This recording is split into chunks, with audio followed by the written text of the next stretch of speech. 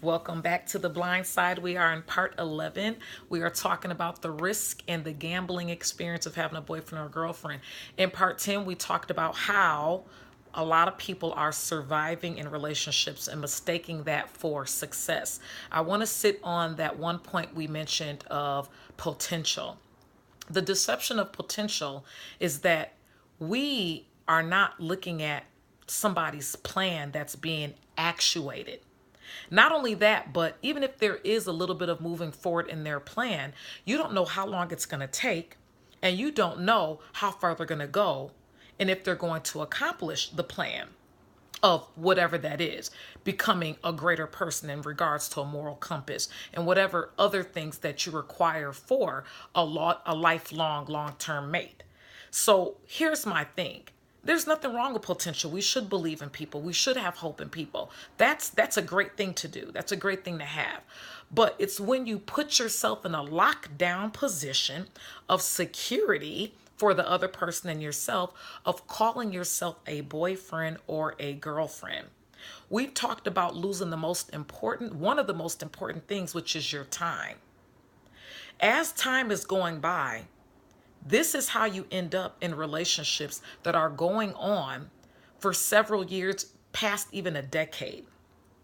We're talking about people sitting in relationships for 15 to 20 years and still aren't sure if this person is for them. So, the P word, make sure that you stand back as a friend, a platonic friend with the boundaries, and watch them grow, assist them grow in a safe way that doesn't cause you to put your emotions, to put all of your time and all of your money, or even half of it, or even a quarter of it, into a relationship, again, where you're holding yourself back from meeting other people who could be the right person for you and doing it the right way. So as we're finishing this series, we're going to get closer to how to be successful in looking for your lifelong mate. So see me in part 12. I want to talk a little bit more about boundaries because I mentioned the word friend, platonic friend. So I want to talk about boundaries.